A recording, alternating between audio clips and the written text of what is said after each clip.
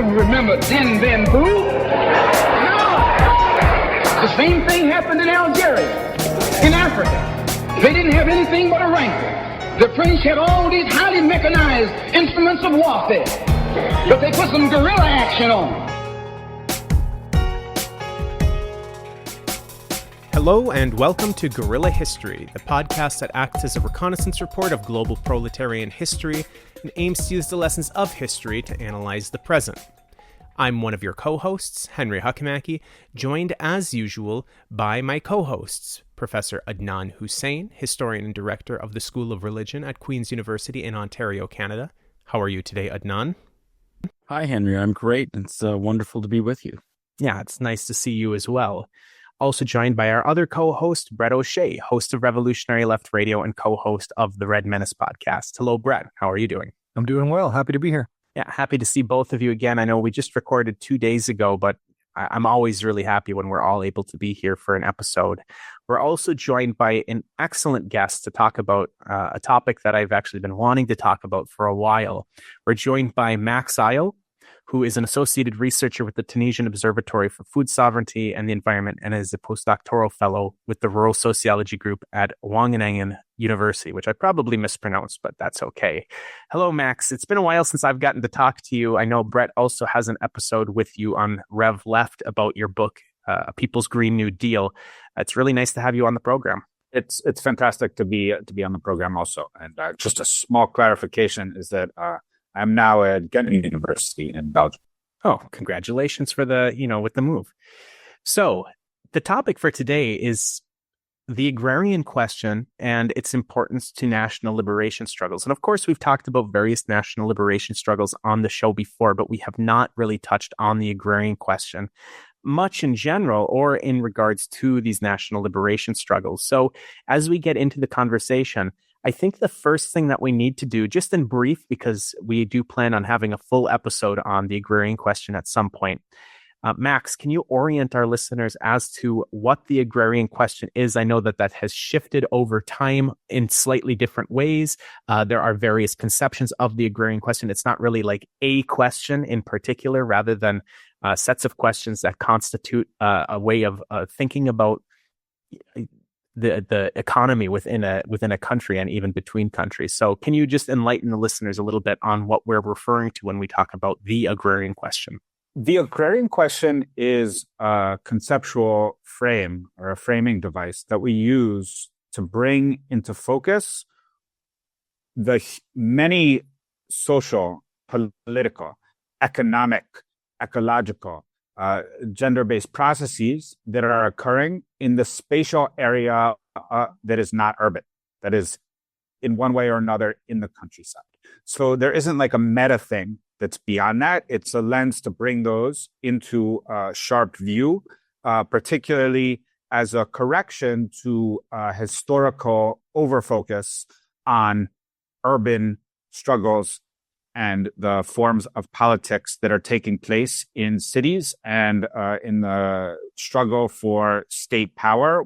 And given that state organs, political organs, are historically situated in cities, that of course lends an urban bias to a broad range of social and political inquiries. So the agrarian question is essentially not just a framing device, but a reframing device. And its contours and its parameters change over time depending on both what people wish to bring into focus and what they are capable of bringing into focus. So it actually expands in many ways over time as more struggles force different aspects of what's going on in the countryside into broader attention.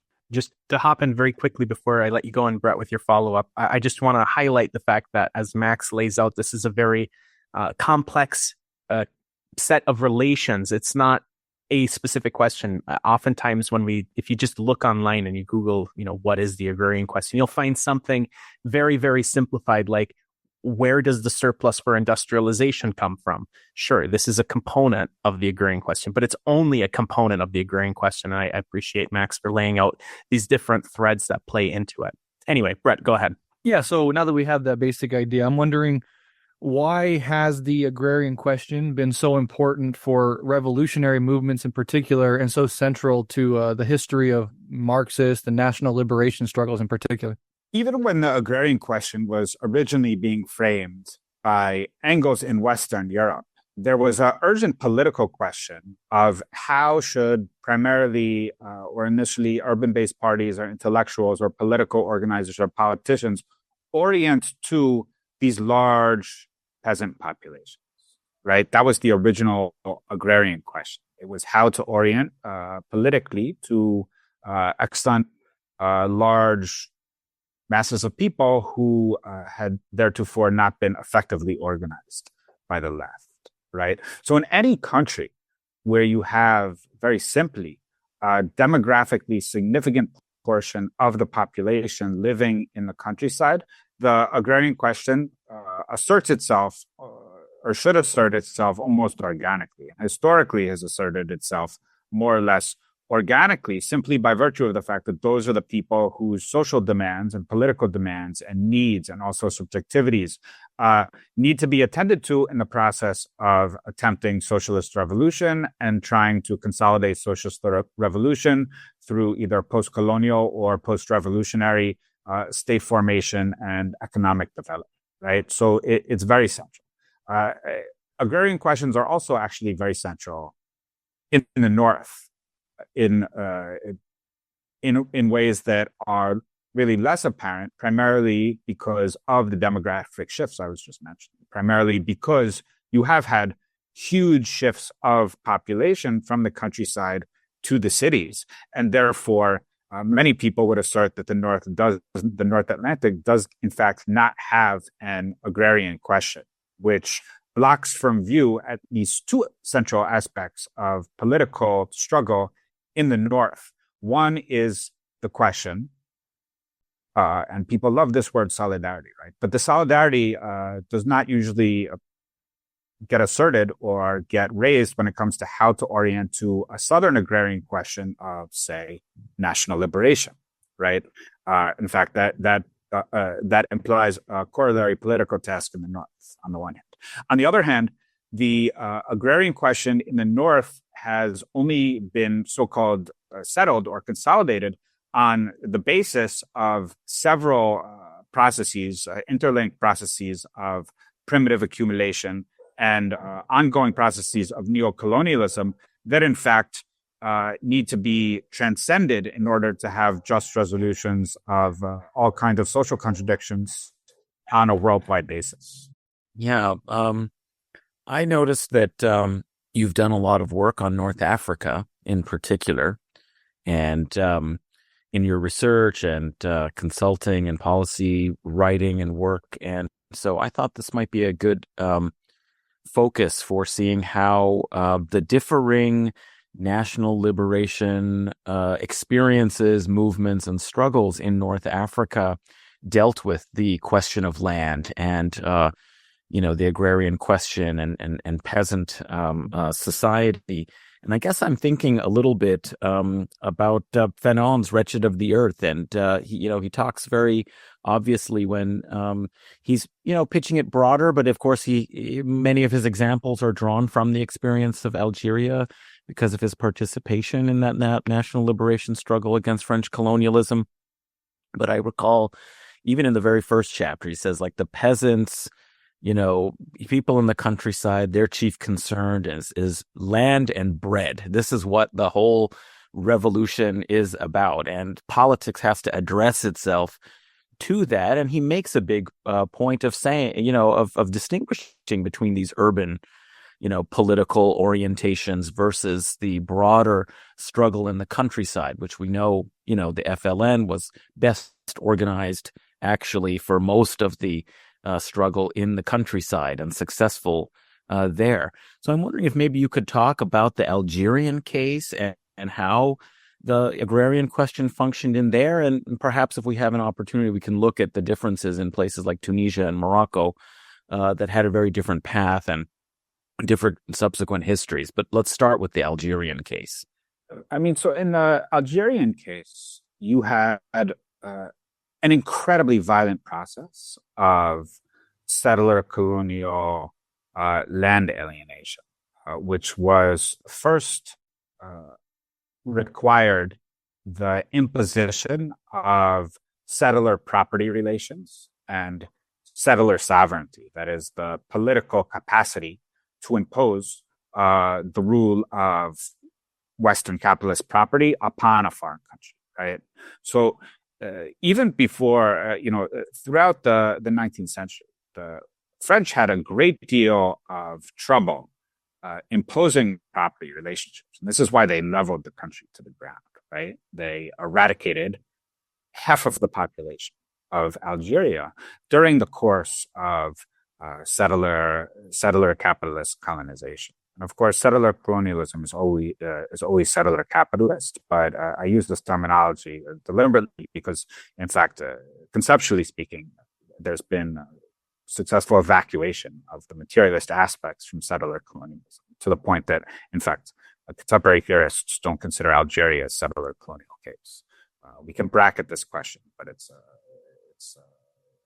from the perspective, if we take the theorizations of the national liberation movements as normative, this would be a completely ludicrous position, but nevertheless, one can find it in the literature. Now, thereafter, the French basically treated Algeria in two ways. I mean, one of them, it became an outlet for resolving social tensions in France itself. So France was able to ship off large portions, not super large portions, but portions of its population, so as to provide them with what Fanon said the Algerian peasant wanted, which was land, right? And land was, in fact, provided to French lower classes through the process of settler capitalist land alienation and primitive accumulation, and therefore the French were able to actually farm in Algeria, right? And then they produced a lot of things that were then shipped for great profit to a Frenchman. It was a major producer of wine. It was a smaller producer of olive oil. It was a major producer of cereals, and these were shipped using, and they were produced on rather large farms where there was a quite large Algerian rural proletariat, which had been chased from the land.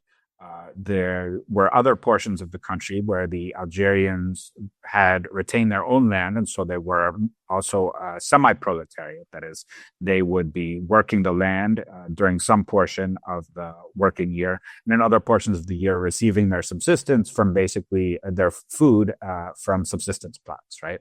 So this was the basic settler capitalist property framework which existed in Algeria. And of course, meant that the corollary of the French primitive accumulation of the land towards both the relaxation of social tensions and the accumulation of surplus value within the white settler class was the systematic immiseration, marginalization, and proletarianization or semi-proletarianization, if not outright eradication of the Algerian population. That these were interlinked processes that also went alongside value transfer from, at least you can say, the Algerian territory to the territory of France. So these were the basic contours of the Algerian settler agrarian question as it presented itself when the revolution exploded in 1954.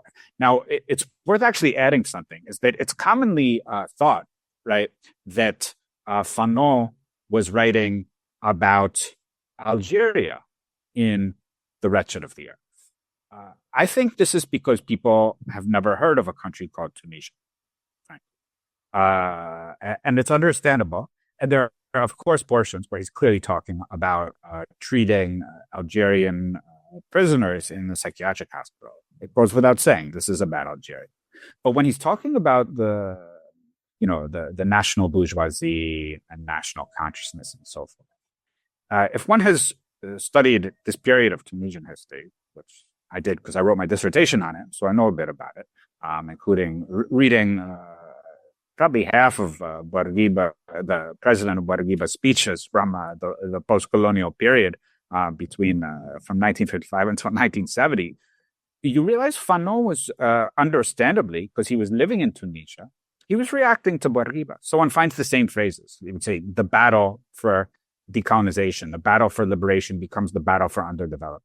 This was a neo-Destour, the Tunisia governing party. This was a neo-Destour slogan, practically. I mean, Bourguiba would repeat this time and time again in his speeches, right? So he was really ripping into Tunisia without mentioning Tunisia very much. I mean, one, this was the function of the overall abstraction that Fanon was working with. Two, it was probably a function of having to maneuver as a partisan of the Algerian national liberation movement while having safe harbor in Tunisia as a basically reluctant rear base for the Algerian national liberation struggle.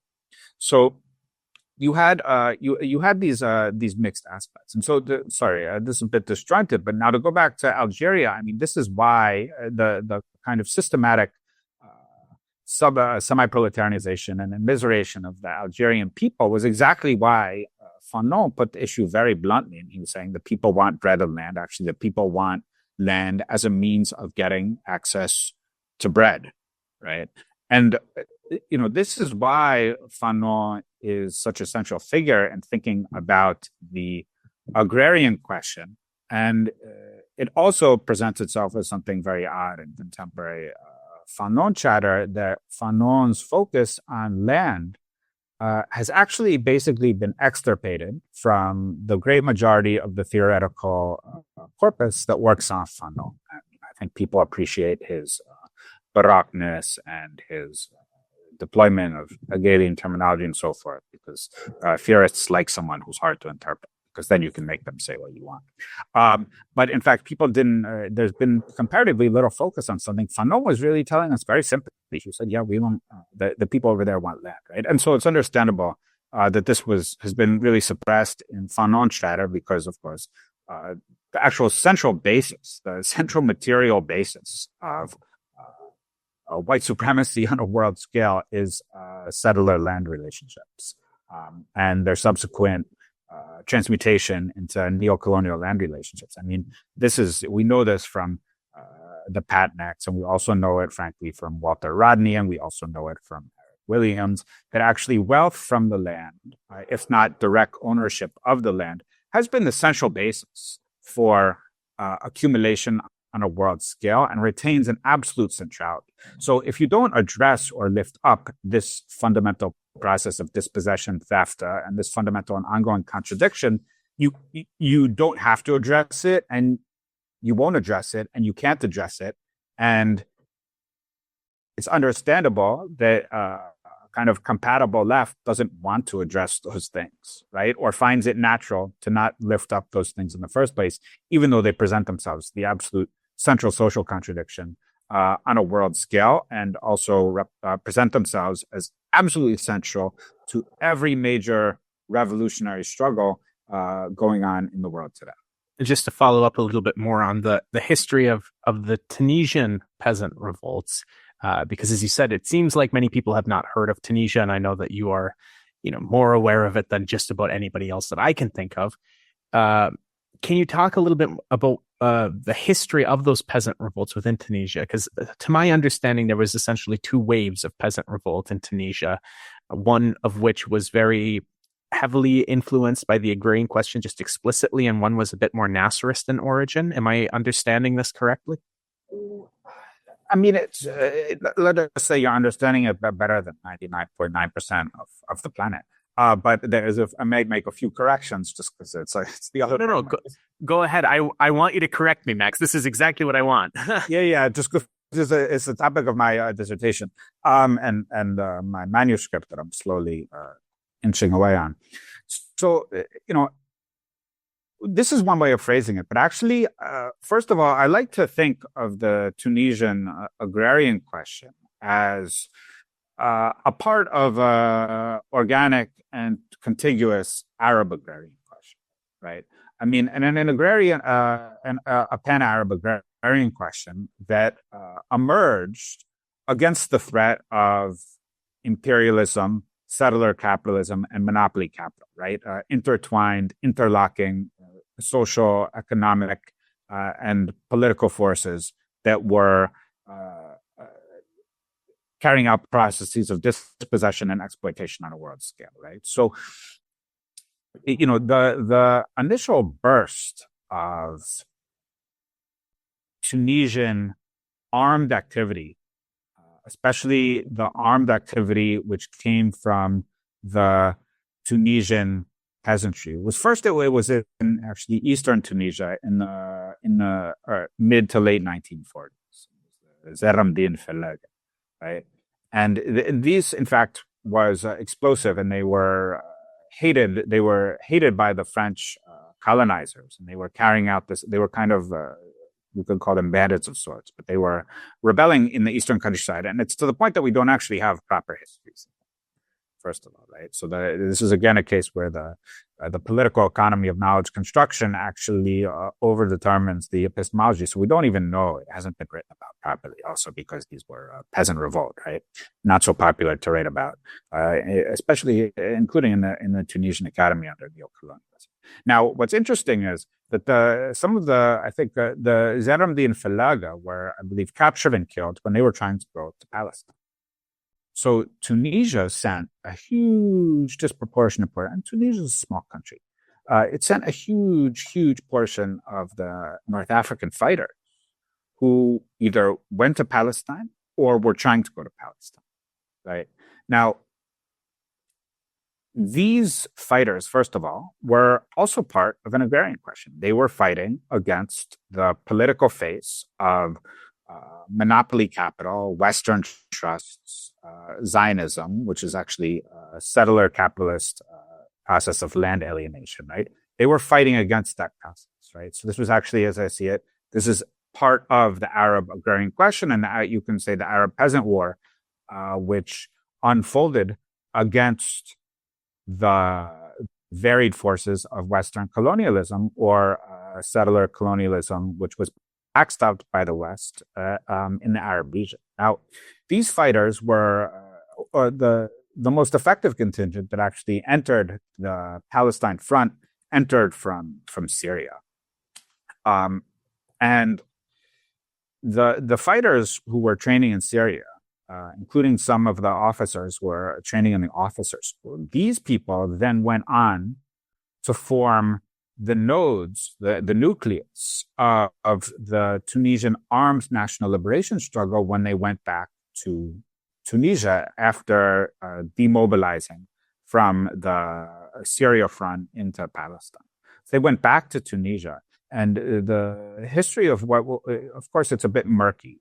And it seems that they were starting in 1950, more semi-independently, but although with a kind of a verbal spur coming from the future dictator Habib Bourguiba, they were mobilizing in the countryside. They were making links. They were moving up and down the southeast of the country and the interior. They were, kind of preparing probably caches of arms. They were building up logistical networks and so forth to be able to launch a peasant war when the time came. Then the time came in 1952. Now, and this was the insurgency which we call the Fellaga insurgency. It's actually a word that at the time was pejorative. It meant like a cutter of wood, but has been basically very much reclaimed by, especially in the aftermath of what is called the Tunisian Revolution. And I don't say that in like, I more or less mean that because it's like the situation is really shitty here. So people will also call it al-fawda, the Tunisian chaos. And so they from 1952 to 1954, an armed insurgency spread across all of Tunisia, for the most part, going slowly from south to north. And it systematically targeted collaborators who were overwhelmingly people with land, because not always, but often, or people with prestige, right? So the collaborator class was also a social class in that sense. And they systematically targeted French settlers. And I haven't been able to unearth enough of what they were basically fighting for, but it seems to me that the great majority wanted the French to leave, understandably, right? If you want the French to leave because they're occupying your land, it doesn't matter how exactly you articulate this question. You're fighting an agrarian question, a war of national liberation. That its central contradiction that it's arrayed against is who has sovereignty and therefore property rights over the land, whether or not it's framed in such specific technical terms. That's actually what is occurring, right? Now, there's other places where the theory of it was more clear, and the theory does matter. But the lack of such a theory shouldn't necessarily undermine the political process that was unfolding in the Tunisian countryside. Now, so they were systematically targeting settlers. They were also very wary of the degree of mechanization. They were linking the degree of mechanization to the degree of land alienation and semi-proletarianization, and their inability to receive enough. To their inability to actually work on the land. There was a clear understanding, which was also linked to some of the discourse of Farhad Hashad, who was the incredible organic intellectual of the Tunisian trade union, who was assassinated by French Contras in 1952, right? So you had these processes going on. Now, by mid-1954, the French understood fully that the game was up, that they would have to yield or cede some kind of political control, which they hoped to minimize. They were very hopeful and optimistic that they could minimize the amount of political control they handed over, minimize or at least slow down the amount of economic control they would hand over. And this was an ongoing contestation from 1954, minimally until 1964. But really, it's actually the history of neocolonialism. So it's an ongoing contestation until today, right? I mean, there is Avenue de Paris, Avenue de France. There's a French embassy sitting on the major boulevard with tanks in front of it.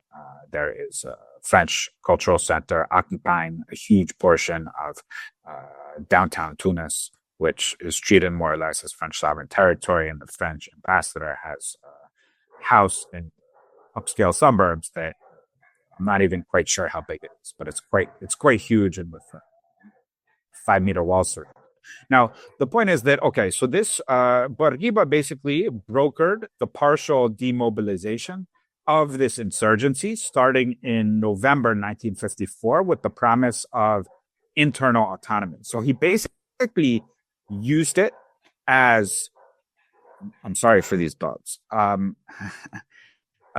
He basically used it as a leverage point in order to pressure the French into yielding internal autonomy to Tunisians, and then these forces partially demobilized. Now, this was November 1954, December 1954, that they were handing over their weapons to these teams of kind of negotiators of sorts who were often linked to the UGTT because the UGTT, the Tunisian Nationalist Trade Union, had nationalist credibility, even more than the party had. So they were able to be credible brokers for asking for the handover of the weapons in a way that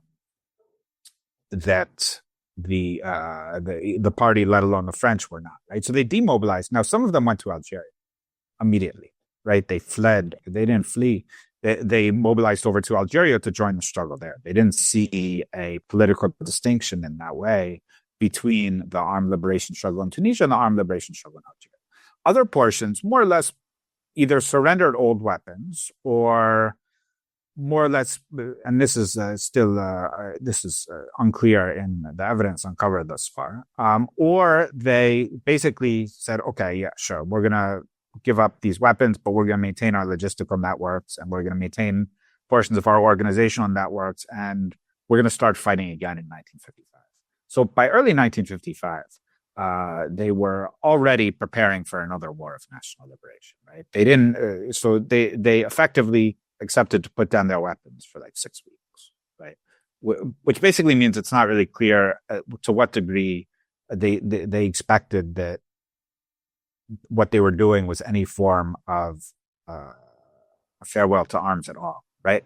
Late 19 in and around September 1955, Salah bin Yusuf, having been in Bandung and being more and more exposed to Nasserism, and also the cluster of kind of pan-Arabist intellectuals and political organizers like Yusuf Ruisi and others, Brahim Tubal, were more or less agitating for Tunisia to press on to full autonomy. And this became known as the Bourguiba Ben Yusuf split. And at this point, the Yusufite insurgency launched again in late 1955. And Ben Yusuf had to flee to Libya in early 1956. And there were pitched battles, primarily between French overseen or actual French troops and French military hardware, and the Yusufite rebels, who were put down and sometimes their villages placed under curfews or just destroyed. And by June 1956, in the great majority. Now, the rebellion actually continued and kept kind of reemerging. From these kind of embers unrest would flare up into fires, 1956, 1957, maybe 1958. Also because, again, you had a territorial contiguity between Western Tunisia and Eastern Algeria, right? And these were not, hardened borders. People could just float over them. So it's very easy for people to just keep fighting. Or Algerians would come over and start fighting French troops in Tunisia. It happened all the time. So in a sense, this national liberation struggle was kind of ebbing and flowing, starting, stopping, basically in its way until the French-Algerian Accord settled their own, right? So you really had this ongoing. Now, ideologically speaking, we don't know enough. I'm still working on this, but they were fighting for dignity. They were fighting against the French alienation of their country, the French control of their country. They were fighting for freedom from their homeland. They were fighting against the Christian invader. Now, Ben Yusuf was more of a doer than a thinker, but there were definitely people who thought that there should be an organic fusion between all of the armed liberation movements in the Maghrebi and the North African countries, so between Morocco, Algeria, and France, that this would be the best way to contest French power in the region. And they thought that this was the best way to reassert sovereign control over the process of development. So Ben Yusuf had certainly, by late 1955, had started to ideologically internalize some of the thinking of Bandung around national development efforts and the full nationalization of the land and the economic control of the countries, for example, through control of tariffs and so forth. So this started to be on Ben Yusuf's discourse, within Ben Yusuf's discourse. And there was a very strong feeling that this was the essence of the split between the Yusufites and the Bourguiba, that the question was, are you going to throw the French out or are you not going to throw the French out? That is, are you going to remove the French from their nesting on Tunisian land or not, right? Which obviously then is a central question. It's an agrarian question of national liberation. That is, which group of nationals would have the right of dispensation over the central national productive force, which is the land, right? And they weren't framing it precisely in these terms, but this is exactly what it comes down to, fundamentally speaking. Yeah, well, I'm really happy to be corrected because, just by having that one correction, we got an incredible history lesson in the process. So I do really appreciate that, Max. It was fantastic.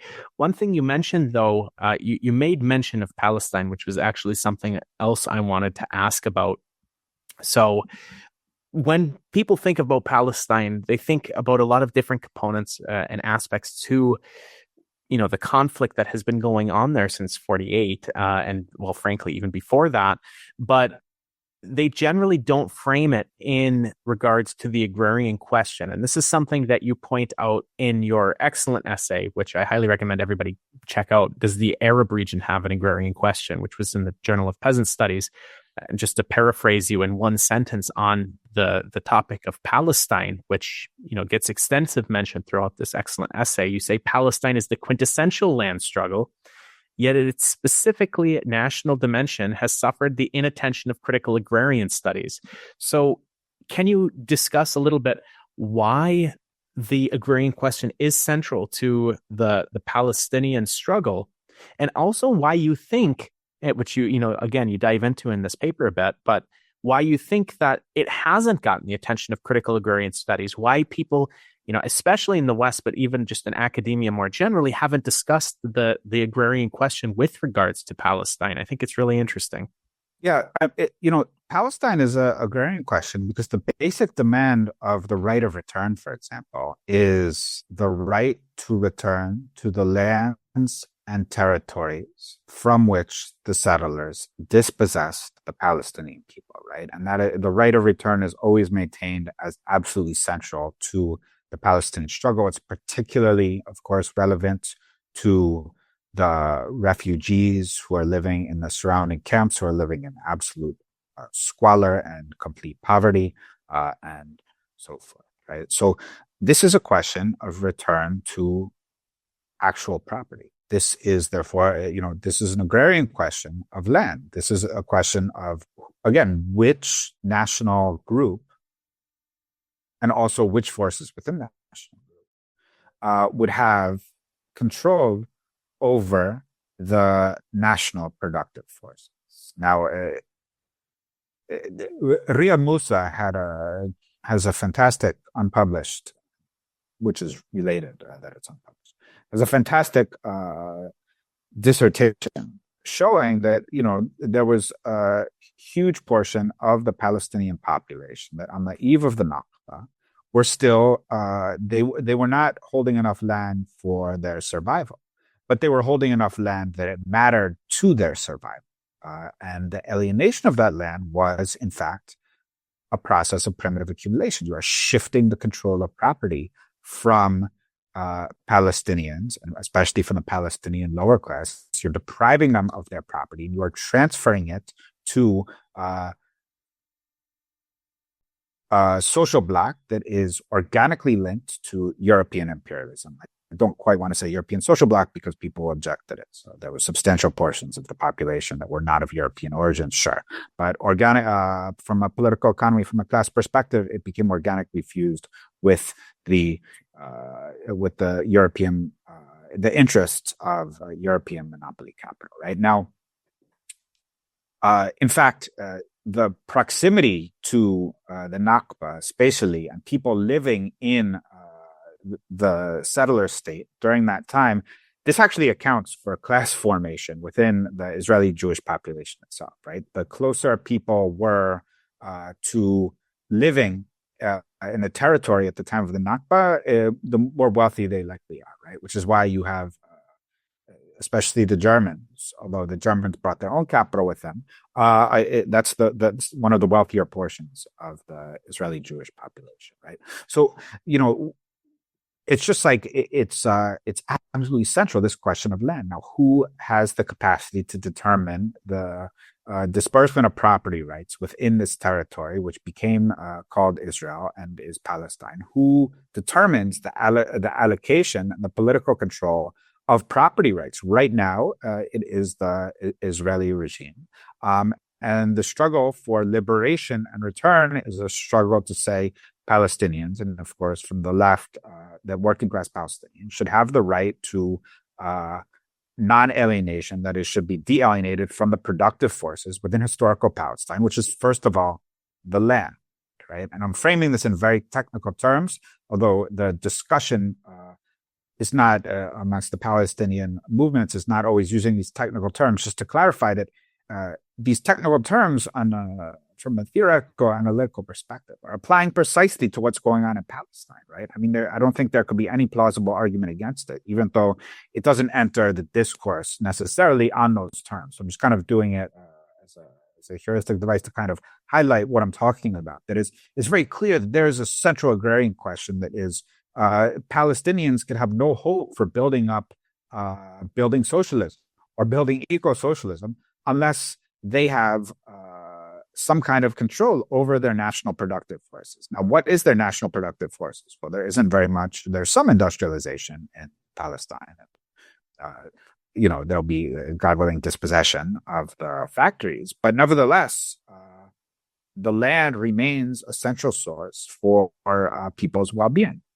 It remains a central source for food. It remains a central source for housing. It remains a central source for industrial inputs, and it remains a central source for exports needed to secure capital. I mean, you just can't do those types of things unless you have land. And if land is being alienated precisely by this socio-political process that we call settler colonialism, then therefore you have a national liberation question that remains in front of not only the Palestinian people, but to the extent that it remains a central flashpoint and crystallization of the class struggle on both a regional and a global scale, you have a national liberation question that presents itself in front of the Arab peoples as well, right? And it's basically understood very much as such. That's why the right of return continues to have enormous resonance amongst not only the Palestinian population, but the Arab population at large. This is also why the Israelis are so eager to liquidate historically, along with America, to historically liquidate the right of return and get people to surrender the right of return because of what it represents, right? Like, people will talk about it very technocratically. Well, will enough Palestinians go back during the two-state question and that, da-da-da. This is like, first of all, there's no two-state solution ever was going to be on the agenda. It never will be really on the agenda. But nevertheless, the question is, of course, that what's wanting to be muted is the central question of who is the adjudication of property rights within this geographical territory of Palestine, right? The suppression of it is also, I think, kind of this process of control and this process of accumulation passed through the prism of imperialist ideology as it manifests in the academic and intellectual institutions, right? So on the one hand, I think, agrarian studies, of course, was probably like most of Western academia until, say, the end of the first decade of the 2000s or the beginning of the 2010s. There were probably there were Zionists everywhere, right? And, there's still lots of Zionists everywhere. They just hide it. Frankly, I could start listing people I know who are Zionists. Probably you guys retweet. Now, I'm not going to do that because we're trying to stay on topic. But the basic point is these Zionists are everywhere, right? And you can see them if you pay attention. Be that as it may, right? So, of course, it was hard to get Palestine on the intellectual and political agenda of critical agrarian studies. Normal. Right? It's very normal that there was this difficulty because Palestine wasn't on anyone's agenda. I mean, it was on the agenda of the radical left, for example, in the 70s and 80s in the United States and Europe, for sure, and Jesse Jackson and so forth. I mean, people forget this, but actually there was a lot of resonance for like the first Intifada in the United States, and like the 90s was really when there became this kind of process of intellectual and political ideological quarantine again around Palestine. But so this accounts, I think, for a big part of its exclusion. And then the second part of its exclusion, I think, is linked to the suppression of the question of national liberation, which is still present in agrarian studies, unfortunately, and is something we struggle against, which is that we want to assert that national liberation should be on the agenda. Of course, national liberation is not just relating, and we can get into this maybe later, national liberation, but briefly, national liberation is not just about countries that are directly colonized, right? National liberation is against neocolonialism, which means foreign monopoly control over the productive forces, including through domestic intermediaries and accomplices, right? So national liberation is, in fact, a central issue in formerly sovereign southern nation states. Now, unfortunately, a lot of the discussion of the national question has kind of been partially subsumed and partially displaced by an indigenous discourse, which comes with its lights and shadows. I mean, there's a lot more solidarity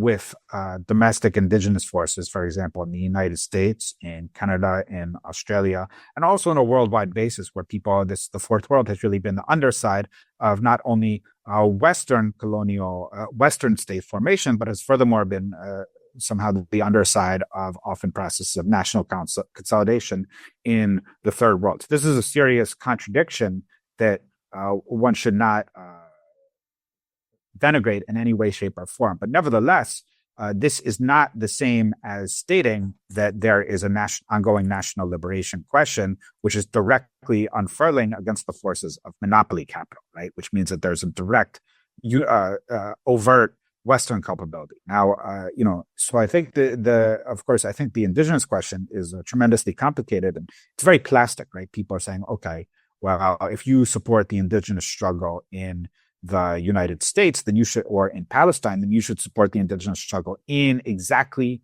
the same way in Western China, right? As an example, right? It's the indigenous, and of course, people have rights to all kinds of autonomy. This is not the point at all. But the point is that it becomes evacuated. It can become evacuated of a class basis. It can be evacuated of its orientation to monopoly capital, and then it became unfortunately, it can become an agenda for balkanization. Right? There's actually a huge issue during the Hirak in Algeria, where a few people tried to raise the Amazigh question as a question, as a kind of question that detracted or should be attended to in a balkanization way within Algeria, and the Algerian people just completely rejected it, outright rejected it, and this is aggressively pushed by forms of Western in Western academia and so forth, and of course, the Zionists are interested in it as well. Be that as it may, right? So this is why it's really been marginalized, I think, in agrarian studies, and it's been very hard to get it back on the agenda. On the other hand, there's a criticism of Palestine studies as well, which is that it is overwhelming, large portions of it, for a variety of reasons, have a bourgeois nationalist agenda. Now, this is because, in part, if you have a weak left in Palestine, which you do, it's going to be less able to assert itself to set the intellectual agenda. If you also have left in Palestine that is on the terror lists, and that even mentioning if you are an Arab, or let alone affiliating with the Palestinian historical left, namely the Popular Front for the Liberation of Palestine, right, can get you visited by the Mukhabara, by the state police, political police in the United States, or could get you banned from Europe, or expelled from Europe, then you could, there's understandable reasons why you're unable to mount the type of political pressure that would then be reflected in the process of intellectual production, right? And this is also why people do not want to mention so much class, except for maybe they'll mention the PA now and then again, but there's not this mention of, you have an overwhelmingly bourgeois nationalist historiography. I mean, Rashid Khalidi, who has done certain good work on political history of Palestine, is a member of the Palestinian ruling class, right? For example, his work does not mention the employment of Palestinian men as almost slave laborers during the construction of British infrastructure from the 1920s to the 30s to the early 1940s. I have a colleague, Samir al-Salah, who wrote a beautiful master's dissertation about this, right? It was actually very central to the process of imperial British control over Palestine. Now, there are people pushing back on this agenda, of course, but again, the dominant trend is one of bourgeois nationalist historiography, and it comes in various shapes and colors. And so there's a reluctance to discuss the control over the productive forces, namely the land, not least because it raises serious questions about first of all, the bourgeois complicity with the destruction of Palestine, right? Or the bourgeois complicity with the destruction of the Palestinian 1936-1939 peasant revolt, which was one of the major peasant revolts on a world scale in that period. An incredibly important revolt. that activated the entire Arab region and produced solidarity demonstrations where they were, I believe, the Palestinians were holding down a fifth of the British army during that period, right? This is huge, not only a peasant revolt, but a peasant revolt that was had a very clear class basis, right? And actually had clear class demands against the landlords. So, of course, this stuff, you did not enter the historiography. And I mean, there are now some people, a fellow named Charles Anderson has done very good work on the 36-39 revolt that is not yet published. But this is one of the major peasant revolutions of the 20th century. I think one of the most important wars of national liberation, after the Algerian one, maybe in the Arab region during the 20th century. And I don't know if we've had a serious study on it since Hassan Kanafani wrote his account of it, and then predictably, because he was too dangerous, was assassinated by the Mossad, because a mind like that is a weapon. So it had to be disarmed, right? So we have all these processes that people, I think, aren't talked about enough. I know Comrade Henry has had some encounters, we could say, with processes of intellectual counterinsurgency on the Western left, but it's not talked enough about that the ideas that are placed in front of us on this kind of amorphous formation called the left, a term I despise, right? The ideas that we have in front of us are a reflection, have a materialist basis, right? They are not coming from nowhere.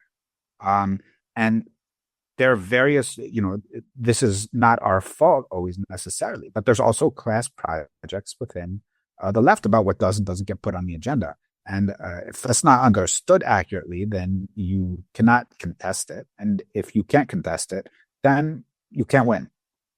Yeah, just to make a quick note before I let Brett hop in with the next question, since you mentioned some resistance that I face, this is in no way related to the fact that the translation of Losurdo Stalin book that I and Salvatore Angel Di Mauro will be coming out around the time that this episode drops. People can find that at Peace, Land, and Bread in their imprint Iskra books. So that book will be coming out around the same time as this episode. And there is no relation between that mention of the book and any pushback that I may have received in the past by, Western academic left press.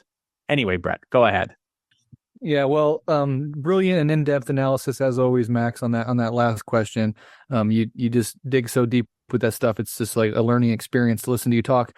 But I want to kind of shift over to the East, if you will, and talk about the central question, the centrality of the agrarian question in both the Russian, Bolshevik, and Chinese world historical revolutions. Can you kind of talk about the role that the agrarian question played in those two revolutions and the differing approaches taken to the question? Yeah. So, in the Bolsheviks and Lenin in particular had I think a very different orientation to the peasant class than now. I mean, Lenin was definitely willing to was able to be flexible enough to understand that the peasants would have to play an important role in revolution in a country with a majority, was a peasant country, right? Namely, the Soviet Union, right? And he was, I think, faced great difficulty in the aftermath of the revolution in terms of the role of the peasantry in the economic development of the Soviet Union. And this is also why you saw all kinds of wavering back and forth, the NEP in the 1920s, which actually worked pretty well in terms of peasant production, maybe didn't work well enough in terms of industrialization. But nevertheless, throughout this period, it was kind of, although they had a space war, they did not want to put peasants center stage in the process of socialist construction. And they basically submitted the task of, therefore, of socialist construction to the task of sovereign industrialization. And one, and here I'm borrowing the framing of Paracero Samoyon Pravinja, who, again, I really hope you guys will have on in the future. on the one hand, this was the legacy of the European Convention. So the European Marxist Convention, which was basically anti-peasant, right? Including the bulk of the writing of Marx himself until the end of his life. And then you have the letters to Vera Zalesevich and his thinking that perhaps the peasants could play a role through the Russian Mir in a process of kind of immediate transition to a post-capitalist form of social organization. But the bulk of the work, for obvious reasons, because people are limited by their times, was anti-peasant, right? So of course, the Bolsheviks inherited this legacy. It's very normal that this would happen. And on the other hand, I always have to insist on this. They were faced with capitalist encirclement. They were worried about the threat of attack along the West, which is exactly what happened by the fascist capitalist Nazi state.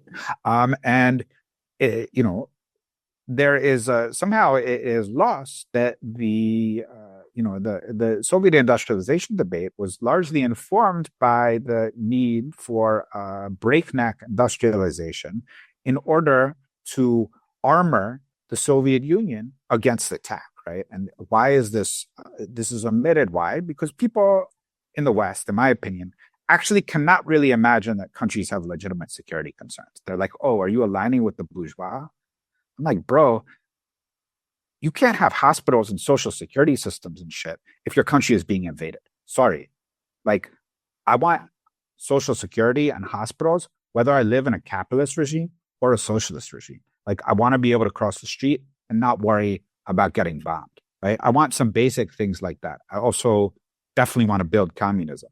But the fact that you have never confronted a concern for the integrity of your national state doesn't mean other people won't. And they're like, it's not very a big deal. It's not like the U.S. has ever violated the sovereignty of a national state before. And I'm like, oh, wait. No, it did that 40 times in the last year, right? It actually arms Contra armies and sends in agent provocateurs and sends in shock troops and rolls people up to the border, regularly bombs people. It has Israel does it for it and so forth. Right? I mean, Israel has been regularly bombing Damascus for the past decade with absolutely no response from the bulk of the Western left, which calls it Assadist. And you're like, no, like Israel shouldn't be able to bomb another country's airport just because you don't like it. Because CNN told you that there's atrocities going on. Be that as it may, I think this is actually something that people fundamentally don't understand. There's very good work on it now, just empirically going through the statements of the time where people are like, Stalin wanted this, Stalin wanted that. No, Stalin decided to industrialize the country primarily, not solely, for defensive reasons, right? They were worried about an armed defense against an incursion, a defense that in fact proved necessary. Now, the Chinese model was very different, right? I mean, first of all, the Chinese model was based on mass organization of the peasantry and a war of national liberation that was fought by an armed peasantry. This is very different, right? I mean, Mao himself had a much more organic relationship with the peasant question than anyone in the Soviet Union, with the exception of Chayanov, was able to have with the Soviet peasant class, right? And this is in part because the Soviet intellectuals were kind of boxing with the populists, right? And so they, of course, took things too far in the other direction. In China, Mao, if you go back, you can go through the whole corpus of Mao's collected writings, the peasant class and its fate and its well-being and how to politically organize them and their forms of social organization and class differentiation, and the process of surplus extraction and so forth within the peasant class and the relationship of that class to situations of semi-colonialism and so forth. These were absolutely central themes in Mao's writing, right? So although Mao did not necessarily actually fully crystallize the position of theorizing the peasant as the central political subject of national liberation war and socialist revolution. In practice, he elevated in his practical organizing work, and also from a kind of, in terms of the overall thrust of his historical corpus of analysis, he really put the peasant question front and center for a variety of reasons, and therefore the peasant question assumed a very different role in the process of Chinese development. That they were focused, the process of cooperativization, although it went too far at certain points, was really much more organic and voluntary in the Chinese sector, in the Chinese agrarian sector. There was a lot more interest in actual peasant technologies than you had in the Soviet Union. It was, of course, not encompassing. It was not uniform. There were a lot of things that were top down, but there were also a lot of things that were either bottom up or that were effectively decentralized, emphasis on peasant techniques of land management, of terracing, of application of night soil collection, green fertilizers, processes of village level scientific experimentation for pest management, and so forth, right? And there was also this idea that industry should serve the technical upgrading of agriculture. So, and in this way, the whole process of industrialization was woven into the rural development fabric in a very different way in China than it was in the Soviet Union. So you actually had, people like to talk about like the backyard furnaces and pig irons, right, and so forth, as the caricature of Chinese economic development. But also there was an extremely decentralized process of tractor construction, modification, and repair that was actually part of the kind of the process of a kind of scientization of the Chinese rural people. But second of all, was fundamentally a way of actually having a kind of supple industrial fabric within the countryside itself that would actually respond to the developmental needs of the Chinese rural people and therefore lay the basis for a relatively more decentralized development process than you had in the Soviet Union, with, of course, many, many problems. So this was actually, by the late 1970s, at least in some provinces, some portions of China, right, you had, by well-being measures, you had incredible developmental successes. And this was because of the actual emphasis on, of course, you certainly had an urban bias.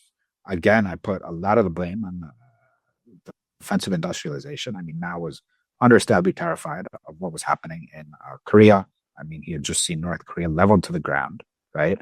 A fifth of the population murdered by the United States. So, of course, there were incredible pressures coming on him for this process, for how to, in terms of shaping and distorting, frankly, the process of socialist construction. Nevertheless, he never submitted to industrialization as an end in itself, or as an end that overdetermined other developmental needs in the same way that occurred in the Soviet Union. And so for this reason, I mean, there's a lot to take from the Maoist developmental experience, as I always insist on. I mean, there are a lot of lessons there that are still central for a lot of countries in the third world in terms of the overall creation and mobilization of surplus for a process of national, self-reliant, inward-oriented development that is premised on breaking from the monopoly control capture of the national productive forces and the monopoly capitalist molding and distortion of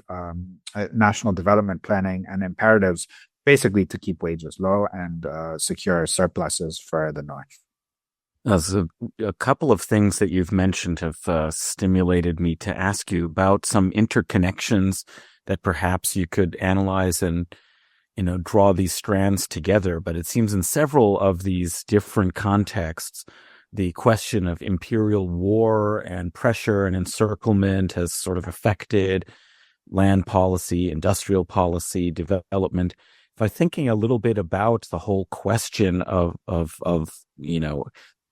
agriculture and development in these contexts, that article also that Henry mentioned and that you were talking about in terms of the politics around Palestine as a through this prism of the material question of land and agriculture, is a whole question about war that you mentioned as a mechanism of de-development, and the responses obviously devastating for the Middle East region. But even in the case that you were talking there about the Soviet Union and the agriculture question, the whole question of land policy, collectivization, and then the way in which that is discursively in historiography talked about as explaining, these supposed famines as a targeted and political question that I think, is quite relevant today when we think about the Ukraine war, and also, again, the whole question about grain and how important for world grain supply, particularly in the global south, that has been disrupted by this war. So I don't know if there's quite a precise question, but it seems like several of the points you've been raising connect this question of imperial war and land question and food supply and agriculture. And I'm wondering if you could tell us a little bit more about how you see this and the questions of why it's so important for national sovereignty, why this sort of whole question about famines and their politicization, either in the colonial period where, we've been informed that the British are responsible for 150, 160 million deaths because of famine that was engineered or, wasn't just a natural occurrence. So it seemed like there's a number of kind of issues that somebody like you would have a great perspective on and trying to think through. I'm wondering if you have any thoughts on these interlinkages. Yeah, I mean, war is very central, right? And this has not been organically theorized that much in the North. Of course, Rosa Luxemburg did a lot of thinking about the role of war in imperialism. But imperialism is, in Western theorizing, there's a huge emphasis on economics, right? Or we can say an emphasis on economism, right? And so, again, we see a resurgence of this interest in, for example, unequal exchange. It's actually, unequal exchange is absolutely critical to understand the process of value transfer on a world scale. But unequal exchange does not just happen. Unequal exchange is politically engineered. And how are you you're politically engineering the world system in multiple ways. First of all, the U.S., the U.S. itself, basically, when it expends the productive forces on a global scale on its war making, it actually profits from it, right? Because of its political power. And these two cannot really be separately linked. Separated from one another. The U.S. proxy war on Russia, persecuted through Ukraine, and at the expense of the Ukrainian people, that's my opinion, is first of all hammering the Ukrainian people developmentally, is also hammering the European working classes and even the middle classes, a lot of whom, especially the left, basically support the war, right? It is seemingly threatening to lead to European deindustrialization, right? And has led to a hyperinflation, and is shifting the dollar becomes like this is what the economist Mona Ali, maybe you should have her on. Talks about using the dollar as like a global wrecking ball, right? And so this has always been the case, but it's particularly acute during periods of war, right? So it's not like the war is part and parcel of a global class struggle. And that's what the history of rule during a period of monopoly capital is.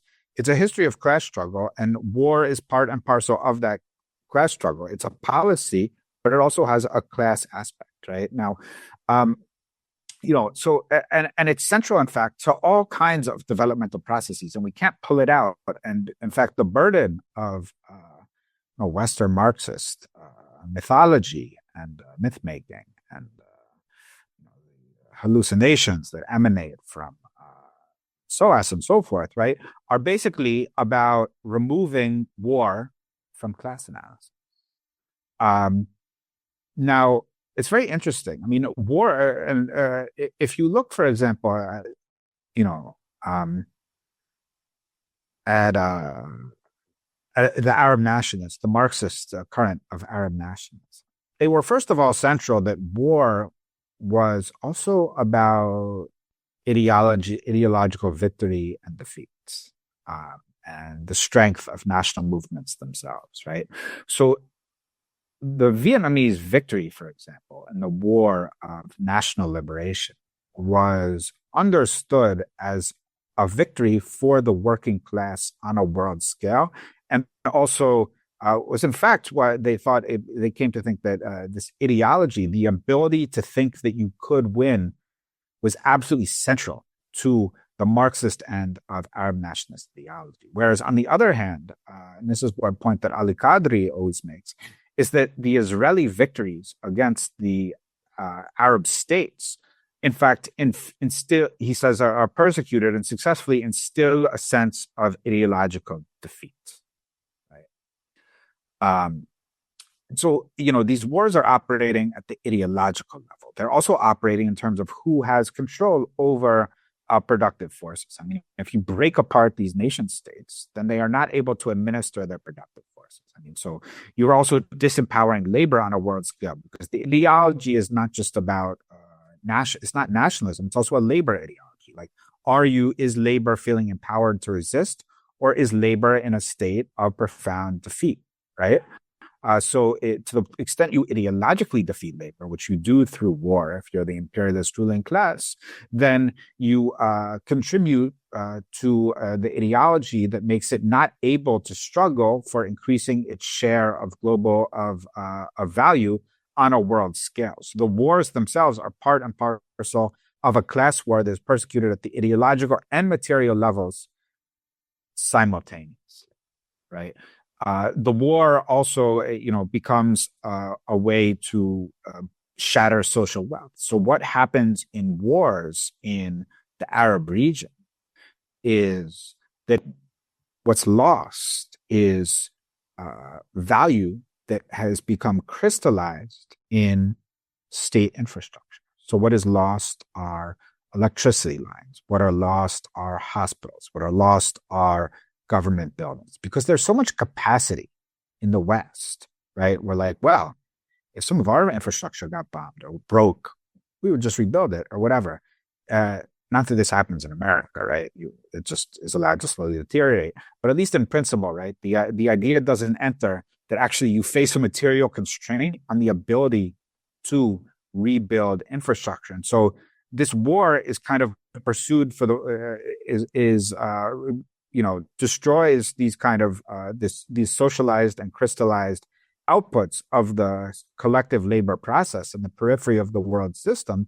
And then the other side of the coin is, so when a bomb from Lockheed Martin drops, this actually increases surplus value in the North, and it destroys crystallized output of social labor in the South, right? I mean, again, it's happening. I'm explaining it in abstract terms, but concretely, that's what's happening. Like, the people over there, working class, is losing access to the good things they need, and there becomes a accumulation process that is bolstered in the North, right? That's exactly what's happening. That's why it continues, right? That's why it continues. That is, this is why war is so central to the history of contemporary monopoly capital, and that is why it's removed, right? On the other hand, you force the diversion of social spending in the periphery from social investments to war making, right? Becomes a mechanism of the consolidation of either neo-colonial control or urban biases, precisely because you have to shift value away from working people, particularly in the countryside, and it shifts to cities. It shifts to sectors that are more easily managed by neo-colonial monopoly capital, and it shifts social investments and state spending away from hospitals and schools and towards militarized infrastructure, right?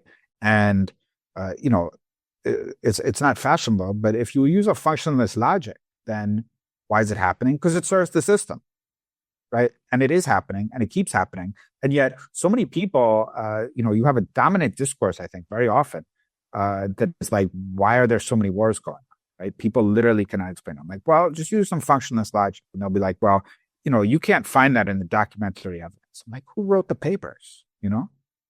Who writes the documents? Of course, you can't find ideology telling on itself in the state papers, right? But you have the ongoing wars. So, as far as I'm concerned, this is sufficient.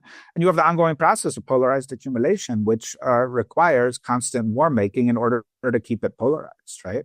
The wars are serving accumulation, and so they keep happening. I mean, this is it's important to say that wars.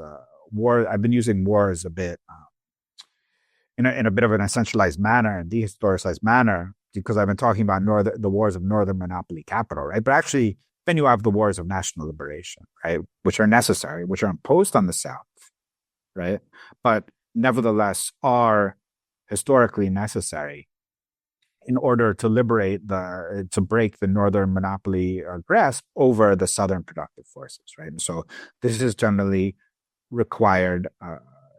This is required war in order to achieve the sovereignty regime, to actually implement the Westphalian sovereignty regime on non-racist, non-white supremacist basis within the world system. It's required war. And, in the case of Palestine, I've always said personally in my heart, I've always had the opinion that one is not thrilled to see people, particularly Palestinians, these young men primarily having to die in these wars. But the peaceful mobilizations have not been effective, and no one wants to talk about it in the West. But the Israelis have been unable to militarily invade the Gaza Strip in 8 years, right? An Israeli ground invasion of the Gaza Strip is no longer possible. This is actually remarkable. This is an achievement of a process of my listeners into international law sanctified armed resistance against colonial processes, right? This is actually a major achievement, and therefore war is actually allowing for some form, it allows for a protective shield around the living infrastructure, which is actually the result of a labor process within Gaza, right? So what other options are, right? So actually war can actually produce a bulwark equally for the crystallization of social labor and infrastructure. And I'm putting this in kind of like Marxist terms because I feel like people, I don't know actually who's going to listen to this, but I think it's important to understand that we can use a Marxist terminology. Like these are class processes. We can use a Marxist terminology to understand war, right? I think actually our listeners will very much appreciate framing your analysis of war in Marxist terms. So, yeah. We don't always need Comrade Lenin. A lot of what I'm saying is Comrade Ali Qadri, who is Tafrib. I highly recommend him to understand these processes because he's thinking about it. He's Lebanese. Lebanon has been living under a war regime for 40 years. War imposes upon life and livelihood, and it's natural that the organic intellectual response to it comes from Lebanese development economists, right? It's natural that thinking would follow experience, it would follow and crystallize a historical experience in that way, right? And so I think it's central to understand also that, and I think this very much relates to what is, it's called the national question. If you bring up these questions of war, national liberation, sovereignty, people would always be like, oh, you're just supporting the state bourgeois, or you're supporting the national bourgeois, or you're being a non-supporter of the working class in that country. I'm like, no, the political, the carapace of sovereignty, when it's hardened enough to actually offer protection for the actual social infrastructure required for a decent life in a given country. This is class as lived experience of how people live their lives, right? Class is not, they assume that there's an assumption that you're defending the process of capitalist exploitation and extended reproduction when you defend political sovereignty, right? And you're like, no, first of all, capitalism doesn't want extended reproduction. Have you turned on CNN? CNN will tell you that capitalism is not looking for extended reproduction in Syria and Yemen, right? Capitalism is not looking for expanded reproduction in Ukraine, right? Of course it's not, right? Are these processes of expanded reproduction using a circuit, a systematic exploitation of labors in order to maximize the profit, and using absolute and relative surplus value extraction over the length of the working day and so forth? Is that what's going on in Yemen and Syria and Libya? No, this is actually part of the leveling of the productive forces, which is actually not a process that's unfamiliar from the history of colonialism. I mean, the process is different now, but there's a productivist, and which is, I think, ultimately a Western distortion of history through the lens of Western Marxism, which is actually warped the field of vision to think that actually capitalism concerns a sort of development of the productive forces in quantitative and qualitative ways, whereas that's not what I mean. Workers couldn't even have decent living standards in the West until the Bolshevik Revolution. And finally, we have like mainstream political scientists who put out studies stating exactly that, when if you said it 15 years ago, someone would call you a Stalinist, right? Now it can be asserted 105 years after the fact is actually just a social reality confirmed by bourgeois social science, right? So again, I think, what I'm saying is a bit messy and opaque, because honestly, we don't have enough work on this for me to be able to offer a clear enough explication of a lot of these processes that I think we need to collectively understand together. But nevertheless, we need to not accept these framings of war and the political sovereignty regime as something that are separate from working class interests. Quite the contrary. Well, just briefly then, because this is something that you've been touching on periodically, but I want to just ask the question so that we can get right to it.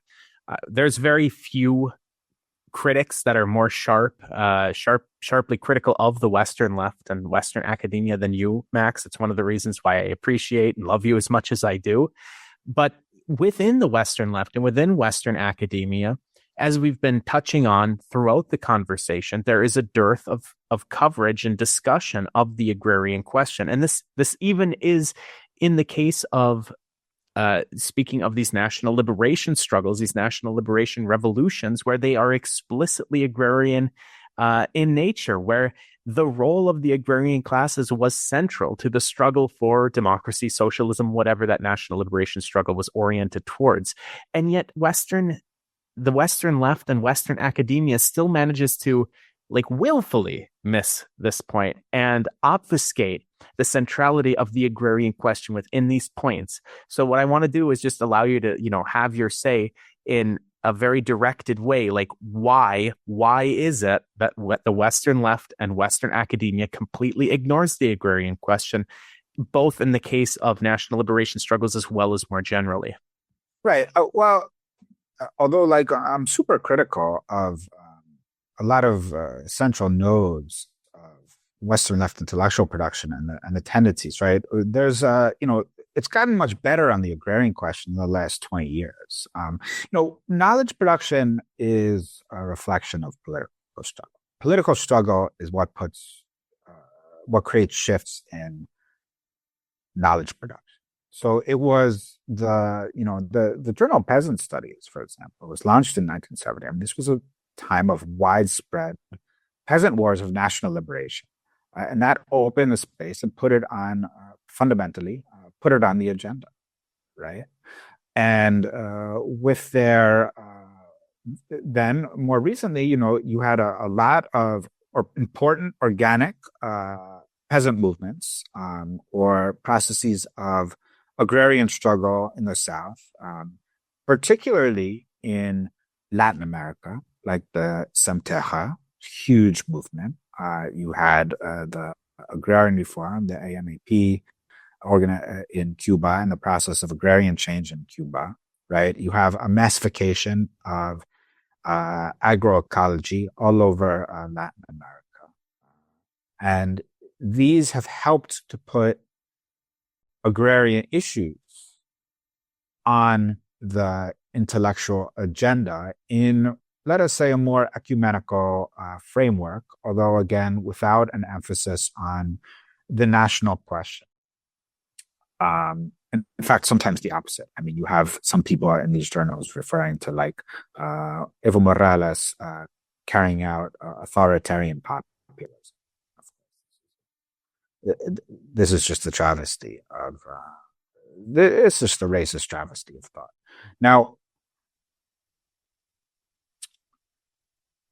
nevertheless, I mean, you have professional. This is again the diagnosis of, I think, Yaros and John Moyo, that you've had a sharp separation of theory and practice. I mean, people sometimes fondly, sometimes nostalgically, and sometimes really evasively would be like, oh, look at Arrighi. He was like gun running to rebels in the 1970s and so forth. And like, Wallerstein has his relation to the National Liberation Movement. And like, if they even mention Amin and so forth, they'll be like Mike Davis. He was so connected to these revolutionaries. And it's like, well, no one stops you from being connected actually to contemporary revolutionaries. If you want to talk like that, like they exist, there are these parties, but you probably think they're all Stalinists. So people have this nostalgia about the past, and then there's also I'm being a bit of a dickhead. Like there's also imperial obstructions to this process, right? You cannot have a relationship to the national liberation movements in the Philippines or in Eastern Turkey or in Palestine. Yeah, you have to. You'll be in prison for the rest of your life, right? So it's hard, right? But it doesn't mean people should. There are these terror lists which create those threats were politically decreed as part of the surrender process that Israel and the United States imposed on Palestine and through the Oslo process. These terror lists were politically created, and they can be politically removed, and it is not illegal to talk about the terrorists. We can talk about them, and these terror lists are part of creating the intellectual and therefore political, ideological quarantine around armed, primarily Marxist, but also non-Marxist national liberation movements, and also, let's be honest, U.S. proxies, which are put up there for declaration in across the world. Right? That's what it's interesting. You can look at one can Google the terrorists. It's interesting to look at the groups on them. But the point is, of course, so there's reasons for a separation between theory and practice within the Western left, which is on the ideological level in terms of institutional relationship is primarily academic. I mean, I'm also an academic. It's not like it's fine to be academic. I'm never anti-academic. I'm kind of like, yeah, let's like take over the production of knowledge and like orient it towards liberatory purposes. Like I'm always on board for this, but like we got to take over the institutions. We like don't avoid them. But be that as it may, right? This lack of organic relationship it comes with not only immense costs, but also we have a process where people can kind of see the horizon of struggle as one spontaneous or mostly disorganized social movement. Right?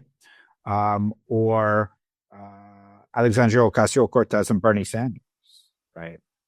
And like, this actually isn't to like spit on, Ocasio-Cortez. I mean, come on, this was like fraud from day one. But, Sanders, I understood the support for him. I didn't support him so much myself. Be that as it may, there is a big wide world of political struggle in our world today, and it can be learned about, right?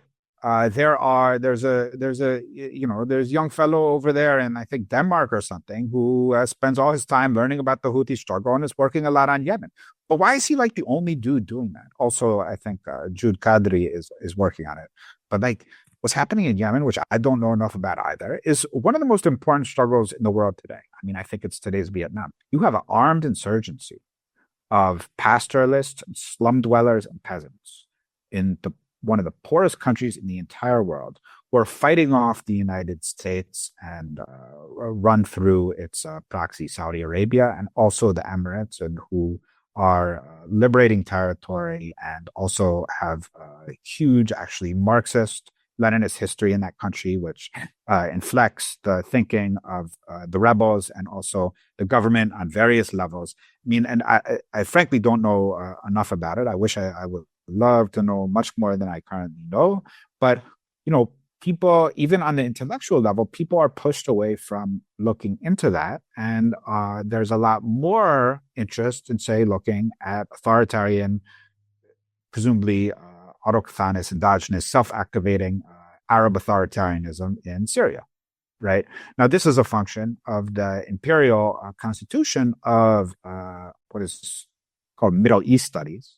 Although it's the Arab region, Middle East studies in the United States, right, where people are encouraged to understand that you should and shouldn't study certain things, and there's a great deal of resistance if you take a certain perspective. I mean, I've had Bob Vitalis, who's a tenured professor at the University of Pennsylvania, slander me for just saying we should think about dependency theory, right? Of course, he's doesn't seem to support boycotting Israel.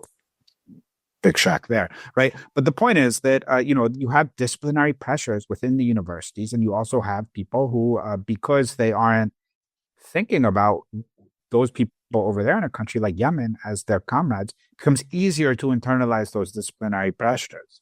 And they do think of people, fighting for Black Lives Matter as their comrades. People need to expand their horizon of empathic solidarity, right? And, it's not going to be, I don't know how else people plan on changing the world. Yeah, I could not agree more. It's an excellent and important point.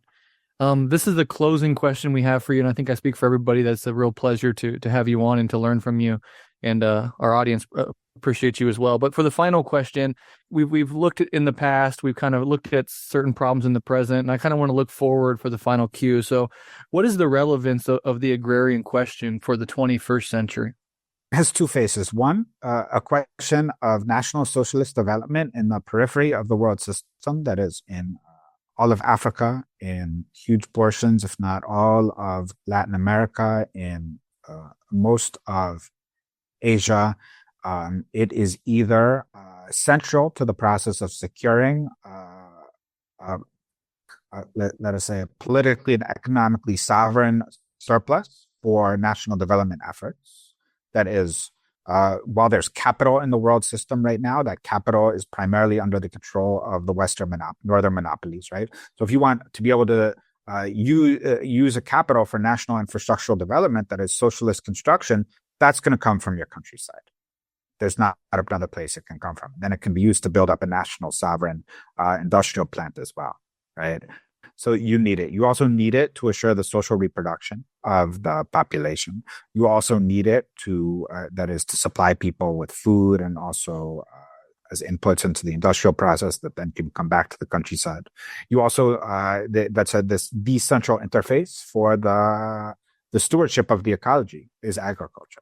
I mean, to a greater or lesser degree, agriculture is the medium through which people interact with the non-human world, right? Whether it's pastoralism, whether it's forestry, or whether it's agriculture, whether it's fisheries management, agriculture is blanketing, forms of agriculture are blanketing large portions of the earth. If you want a sustainable, permanently durable ecology, you need a sustainable, permanently durable agriculture, which means that you have an agrarian question of ecology, which needs to be front and center.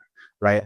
And in the North, it's a lot of some of those issues are not at play. Right. We have surpluses available, but we do not have sustainable management of the land in the United States. The agrarian question is also at the center of any struggle for decolonization, and for that matter, the indigenous questions in countries that are not under settler colonial occupation, but where there's an international minorities question. These are often about political rights of self-determination, which includes the self-administration of physical land bases and territories. I mean, I see this as an agrarian question, right? It's a question of self-management, although, I don't support the breakup of non-Western nations.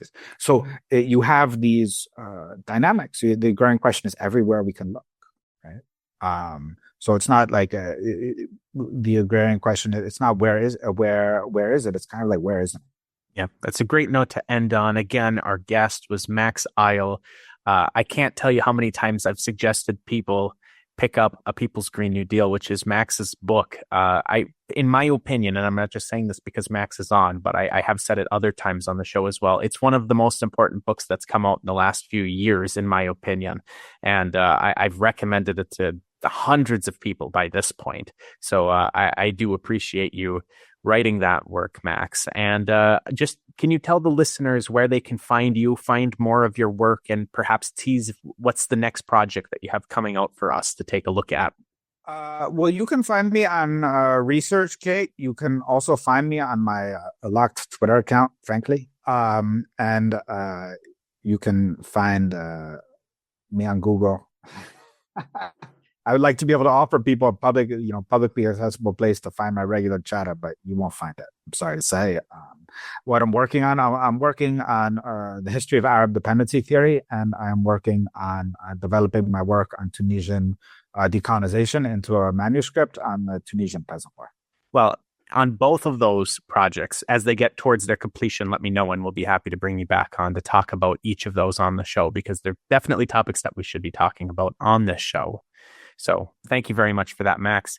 Brett unfortunately had to leave in the last couple minutes, so I will read him out for his other podcasts, Revolutionary Left Radio and The Red Menace. You can find all of the information and the episodes for them on revolutionaryleftradio.com.